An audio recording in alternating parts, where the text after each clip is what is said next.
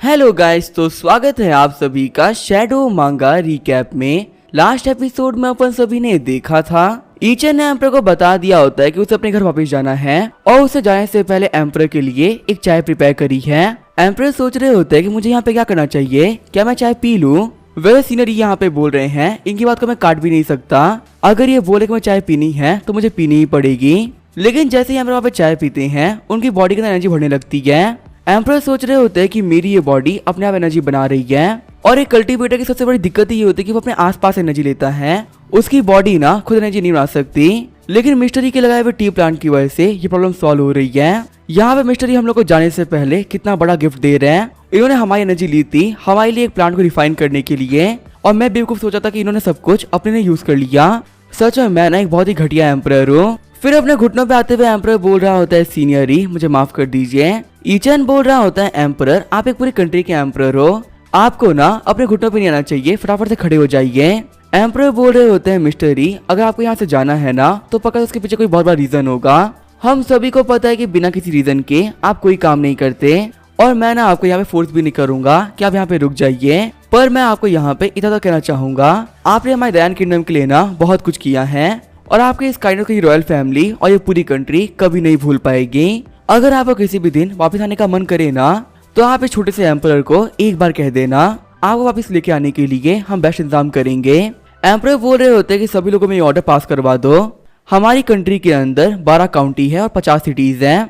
सभी को बोल दो कि हर एक सिंगल सिटी के अंदर एवरग्रीन सेंट का टेम्पल होना ही चाहिए। सिर्फ और सिर्फ 7 दिन के अंदर ये टेम्पल बन जाने चाहिए। जो भी काउंटी जिस जल्दी टेम्पल बनवाएगी ना उन्हें उतने अच्छे रिवॉर्ड मिलेंगे, और ये मेरी तरफ से बहुत स्ट्रिक्ट ऑर्डर है। ये काम बहुत जल्दी हो जाना चाहिए। मैं चाहता हूँ कि हमारी कंट्री एक चिड़िया तक को पता हो ना क्या कि एवरग्रीन सेंट कौन है। इतनी महान एग्जिस्टेंस के बारे में सभी लोगों को पता चलना चाहिए, और सभी लोगों का सर भी ना इनके सामने झुकना ही चाहिए। पूरी कंट्री में ऐसा कोई भी ना हो जो कि मैं एवरग्रीन सेंट को अपोज करे। हमारे एवरग्रीन सेंट ने हम लोग के लिए बहुत कुछ किया है और ये हमारी पूरी कंट्री को ब्लेस भी कर रहे हैं, तो हमारा ये फर्ज बनता है कि हम इनको बदले में वर्शिप तो करें ही। आगे हमें अगले दिन का सीन दिखाया जाता है। ईचन बोल रहा होता है कि मुझे यहाँ पे रहते हुए काफी टाइम हो चुका है, मेरे प्यारे ज़्वानवो टाउन में वापस आ रहा हूँ। लेकिन तभी ईचन परेशान होते हुए बोल रहा होता है कि ये क्या हो गया, आखिर यहाँ पे इतने सारे लोग मुझे बाय बोलने के लिए क्यों आए हैं? मैं तो बस यहाँ पे वेकेशन मनाने के लिए आया था, लेकिन पता नहीं क्यों इन लोगों ने मुझे एवरग्रीन सेंट बना दिया। यहाँ पे अभी ये सभी लोग काफी सीरियस है। देख के लग रहा है कि मैं ना वापस जा रहा हूँ। ऐसा लग रहा है कि ये लोग मेरे जाने का ना शोक मना रहे हैं। पता नहीं यहाँ पे इन कल्टीवेटर के साथ में क्या दिक्कत है, पर मैं ये बात तो बोल सकता हूँ कि इन सभी लोगों को ना डेफिनेटली कोई बहुत सीरियस बीमारी है, जिसका कोई इलाज नहीं हुआ ना तो ये वर्ल्ड काफी खतरे में आ जाएगा। तो अभी वहाँ पे ईचन की तरफ जिंगुई आने लगती है। जिंगुई बोल रही होती है, मिस्टरी क्या प्लीज मैं आपके साथ में रह सकती हूँ क्या? मैं आपको प्रॉमिस करती हूँ कि मैं ना आपको बिल्कुल परेशान नहीं करूंगी, यहाँ तक कि मैं आपके सारे काम कर दिया करूंगी। प्लीज आप मुझे अपने साथ में रहने दीजिए। ईचन बोल रहा होता है, लेकिन तुम्हें मेरे साथ में क्यों रहना है? आखिर मेरे साथ में रह के तुम्हें क्या ही बेनिफिट हो जाएंगे? जिंगुई बोल रही होती है कि मेरा टैलेंट काफी ज्यादा लो है, और म्यूजिक के अंदर रह के ना मेरे सामने बहुत ही खतरनाक प्रॉब्लम आती रहती है। कभी कभी तो वो प्रॉब्लम मुझे सॉल्व भी नहीं होती, और इसी वजह से मैं म्यूजिक के कल्टीवेशन में आगे नहीं बढ़ पा रही हूँ। अगर मैं आपके आसपास में रहूंगी तो इससे मेरी म्यूजिक कल्टीवेशन काफी जल्दी बढ़ेगी, और मैं अपने प्रॉब्लम्स को भी ना काफी फास्ट सॉल्व कर पाऊंगी। इसी वजह से मैं चाहती हूँ कि मैं आपके साथ में रह पाऊँ। मिस्टरी मैं ऐसा नहीं कह रही कि मैं आपके घर पे ना हमेशा के रहूंगी, मुझे बस म्यूजिक के अंदर कुछ प्रॉब्लम्स आ रही है। एक बार वो सारी प्रॉब्लम सॉल्व हो जाए ना उसके बाद मैं आपके घर से हाथों हाथ चली जाऊंगी। आपके ऊपर बोझ बनने का मेरा ना कोई इरादा नहीं है, और मैं आपको ये भी प्रॉमिस करती हूँ कि मेरी वजह से आपको ना कभी कोई दिक्कत नहीं आएगी। आप जो भी बोलेंगे ना मुझे वो करने में कोई दिक्कत नहीं है। ईचन बोल रहा होता है, मिस जिंगुई मैं तो मजाक कर रहा था, लेकिन लगता है कि आप ना काफी सीरियस हो चुकी हो। अगर आपको मेरे पास में रहने का इतना ही मन है तो फिर ठीक है, आप मेरे साथ में मेरे घर पे चल सकते हो। वैसे भी घर पे अकेला रह के मैं काफी ज्यादा बोर हो जाता हूँ। अगर मेरे आसपास में कोई रहेगा तो इससे मुझे भी काफी ज्यादा अच्छा लगेगा, इसमें कोई प्रॉब्लम नहीं है। एंसेस्टर यान बोल रहे होते हैं, सीनियरी मुझे ना आपसे बात करनी थी। देखिए सबसे पहली चीज तो आप हमारे कैपिटल से ना काफी जल्दी वापस जा रहे हैं। अगर आप यहाँ पे कुछ दिन और रुकते तो इससे हम लोगों को ना काफी ज्यादा अच्छा लगता, लेकिन मैं ये बात समझ सकता हूँ कि आपको ज़्वानवो टाउन के अंदर बहुत सारे काम होंगे, तो इसी वजह से आपका वापस जाना भी ना काफी ज्यादा इंपॉर्टेंट है। पर प्लीज अगर आपके पास में कभी भी टाइम हो तो हमारी सिटी वापस जरूर आइएगा। आपके छोटे फॉलोवर्स आपका वेट करेंगे, और सीनियरली आपके काइंडनेस को ना हमारी कंट्री के लोग कभी नहीं भूल पाएंगे। एक फादर अपने बेटे के लिए इतना नहीं करता जितना कि आपने इस कंट्री के लिए किया है, और इसके बदले में आपने हमसे आज तक कुछ लिया भी नहीं। आप सच में ना एक बहुत ही ग्रेट इंसान है। ईचन बोल रहा होता है, मिस्टर यान देखिए मुझे सीरियस होना ना बिल्कुल पसंद नहीं है, पर आज यहाँ पे सभी लोग काफी सीरियस हो रहे हैं। मैं बस आप लोगों से ना यही कहना चाहूंगा कि आप लोगों को सीरियस होने की कोई जरूरत नहीं है। मैं कोई यहाँ से हमेशा के लिए नहीं जा रहा हूँ। वैसे ही मैं यहाँ से सिर्फ 200 किलोमीटर दूर जोनू टाउन में जा रहा हूँ। अगर आपको लाइफ टाइम कोई भी मुझसे काम पड़े ना तो आप मेरे पास में आ सकते हो। और मैं बस ये चाहूंगा कि आप सभी लोग ना अपनी लाइफ को एंजॉय करो। एक खुशनुमा लाइफ से बेटर ना कोई लाइफ नहीं होती। आने वाले लोग जाने वाले लोग तो जाते आते रहेंगे, लेकिन जो लोग आपके साथ में हमेशा रहते हैं उनकी वैल्यू ज्यादा होनी चाहिए।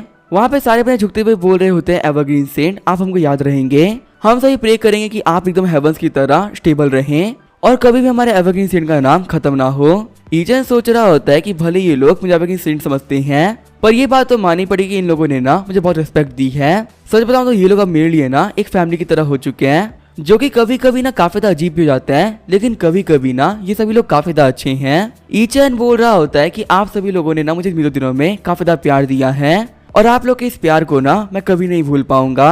मुझे आपके कैपिटल में आके काफी ज्यादा अच्छा लगा और आप सभी लोग की मेरे पास में बहुत ही अच्छी मेमोरीज है। ईचन सोच रहा होता है कि सच में मैं बहुत बड़ा बेवकूफ था।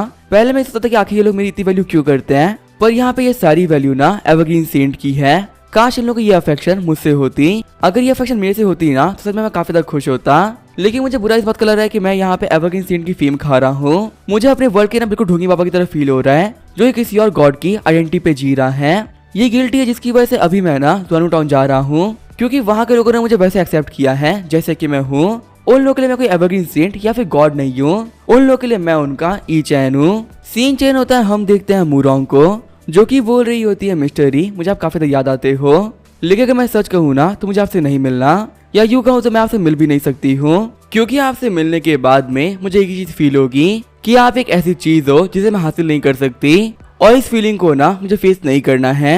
तो अभी वहाँ पे मूरोंग के पास में मास्टर लियू आती है। मास्टर लियू सोच रही होती है कि हमारी जो पवेलियन मास्टर है ना ये काफी सैड रहने लगी हैं। लास्ट टाइम जब ये मिस्टर के पास से आई थी ना, उसके बाद से ये कह रही है कि मिस्टर से नहीं मिलना, और उसके बाद से ये काफी ज्यादा सैड भी रहने लगी हैं। सच में मुझे मास्टर मूरोंग के लिए ना बहुत ही बुरा लगता है, लेकिन यहाँ पे बात ना एवरग्रीन सेंट की हो रही है, इसी वजह से कोई यहाँ पे चाह के भी ना कुछ नहीं कर सकता। मास्टर लियू बोल रही होती है पवेलियन मास्टर, जो हमारे मिस्टर ही है ना वो कैपिटल को छोड़ के वापस जा रहे हैं। आज सभी लोग उनसे मिलने के लिए ना टेलीपोर्टेशन एरिया पे गए हुए हैं। अगर आपको उनसे मिलना हो तो आप भी चले जाइए, वरना उसके बाद में वो अपने घर लौट जाएंगे और उसके बाद में किसी को भी नहीं पता कि कैपिटल लोग कब वापस आएंगे। मूरोंग बोल रही होती है कि वो जा रहे हैं तो मुझे जाने दो ना, आखिर उनके जाने से मेरा क्या वास्ता है, मैं उनके लिए बिल्कुल ही मैटर नहीं करती हूँ। और मुझे लगता है कि उनके जाने के बाद याद भी रहेगा कि मूरोंग नाम की कोई लड़की भी थी, तो इसी वजह से बेटर यही है कि मुझसे बिना मिले ही वो यहाँ से चले जाएं। मास्टर लियू बोल रही होती हैं पवेलियन मास्टर, एक बार सोच लीजिए,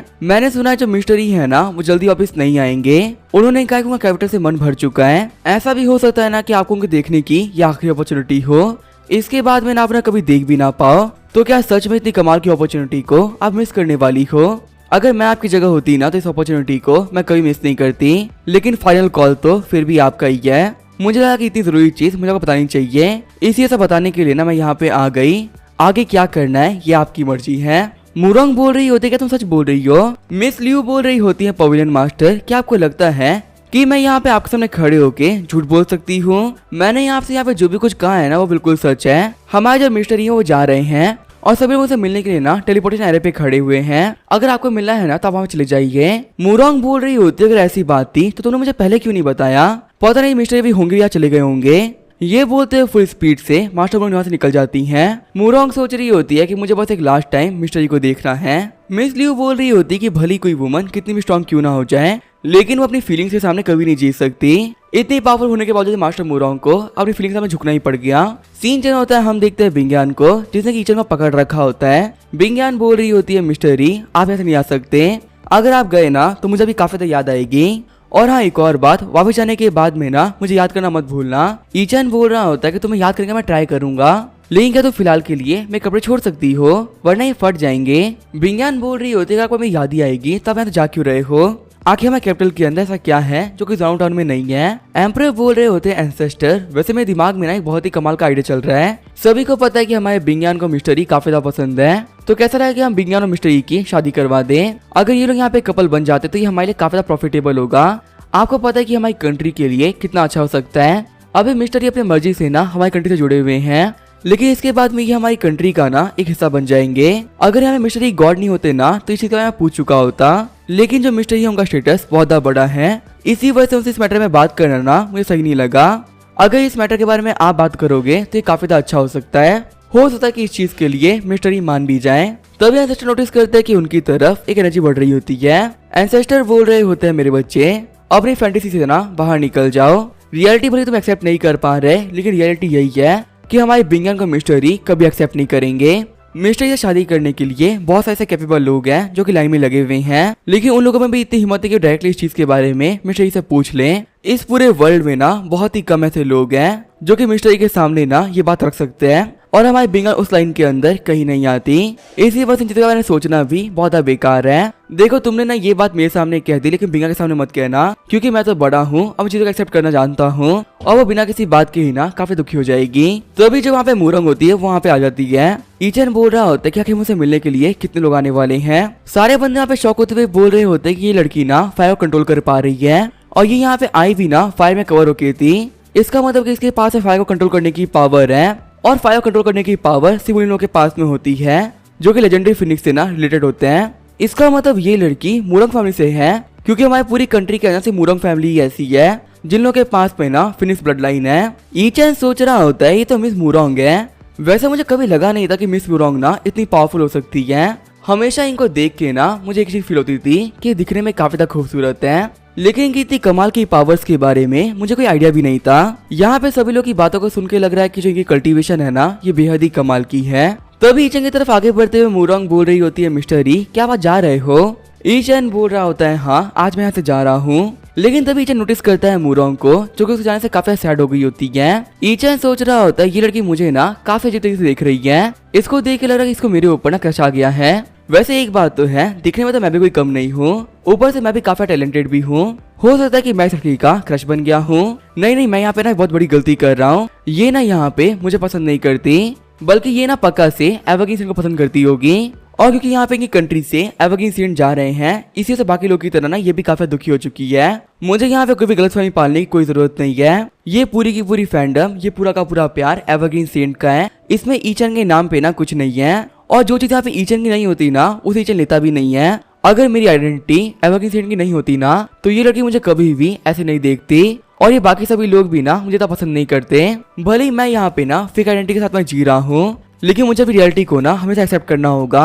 मैं नहीं हूँ इतना कमाल का, ये मेरे को एक्सेप्टेड है, लेकिन मैं यहाँ पे कुछ नहीं कर सकता। इन लोगों को रियलिटी नहीं बता सकता, क्योंकि मुझे एक्टिंग करने के बदले में एवरग्रीन सेंट ने बहुत बड़ी प्राइस दी है। मेरे पास इस वर्ल्ड में आने के बाद से ही स्पेशल रूट नहीं थी, और उसने मुझे ना स्पेशल रूट भी दे दी। साथ ही उसने मुझे कल्टीवेट करने के लिए एक बेहद ही कमाल की बुक भी दी है। जब तक कि मेरे पास में यूएन स्टोन रहेंगे और अपनी कल्टीवेशन टेक्निक रहेगी, हो सकता है कि जो मेरी आइडेंटिटी फेक है वो रियलिटी बन जाए, और उसके बाद मैं सभी लोग के प्यार को ना मैं एक्सेप्ट कर लूंगा। लेकिन तब तक के लिए सब कुछ मेरा नहीं बल्कि एवरग्रीन सेंट का है। ईचन बोल रहा होता है, मिस मूरंग मैं और आप ना सिर्फ किस्मत से मिले थे, और अभी तक में हम लोग ना सिर्फ एक ही बार भी मिले हैं, लेकिन फिर मुझे यहाँ पे बाय करने के लिए आप यहाँ तक आई, ये मुझे देख के काफी ज्यादा अच्छा लगा। अगली बार जब भी ना मैं यहाँ पे आऊंगा तो मैं आपको अपने साथ में ट्रिप पे लेके चलूंगा। ईचन सोच रहा होता है कि सच में हम लोग किस्मत से मिले हैं, लेकिन मैं अभी ना किसी और किस्मत को जी रहा हूँ। मूरंग सोच रही होती है, लगता है कि मिस्टर ई में मेरी ना कोई वैल्यू नहीं है। इन्हें बस ये लगता है कि मैं ना इनसे किस्मत से मिली थी, डेस्टिनी का इसके अंदर कोई पार्ट है ही नहीं।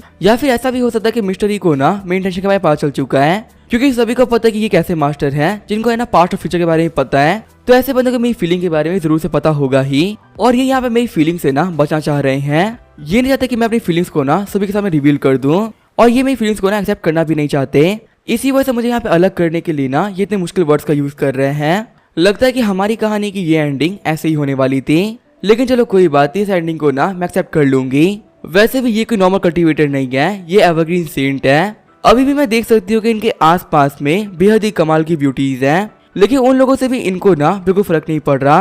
पक्का से एवरग्रीन सेंट के पास में इनसे भी कमाल कमाल की ब्यूटीज होगी, तो उन लोगों के सामने तो मैं तो एक बहुत ही नॉर्मल सी लड़की हूँ। तो इसी वजह से अपनी किस्मत को एक्सेप्ट करने में ना कोई बुराई नहीं है। जिंगुई सोच रही होती कि यहाँ पे ना एक चीज क्लियर हो चुकी है, मिस्टर ई के चार्म के सामने ना कोई भी लड़की टिकी नहीं सकती। यहाँ लड़की मेरे सामने खड़ी है, वो मूरंग क्लैन से है, और सभी कहते हैं कि मूरंग क्लैन की लड़कियां काफी खतरनाक होती है, गुस्से वाली भी होती हैं। लेकिन देखो मिस्टर ई की तरफ जाने की बात सुन के यहाँ पे कहीं सहम चुकी है। इसके फेस पर दिख रहा है कि ये मिस्टर ई को कितना पसंद करती है। यहाँ पे सभी लोग को एक बात नहीं पता जो कि मुझे पता है, हमारे जो मिस्टरी है ना वो काफी ज्यादा भोले हैं और वो कभी भी किसी की रिक्वेस्ट के लिए ना मना नहीं करते। यहाँ पे सभी लोग इनको बाय बोलने के लिए आए हैं, लेकिन मैंने यहाँ पे इसी अपॉर्चुनिटी का यूज करते हुए इनके साथ में रहने की बात कर ली है। जितना मैं क्लोज रह पाऊंगी उतना ही मेरे लिए बेहतर है, और वहीं ये बाकी लड़के दूर दूर से सिर्फ देखती रह जाएंगी। अब इसका क्या होगा वो हम देंगे नेक्स्ट एपिसोड में। तो तब तक के लिए बाय और स्टे ट्यून।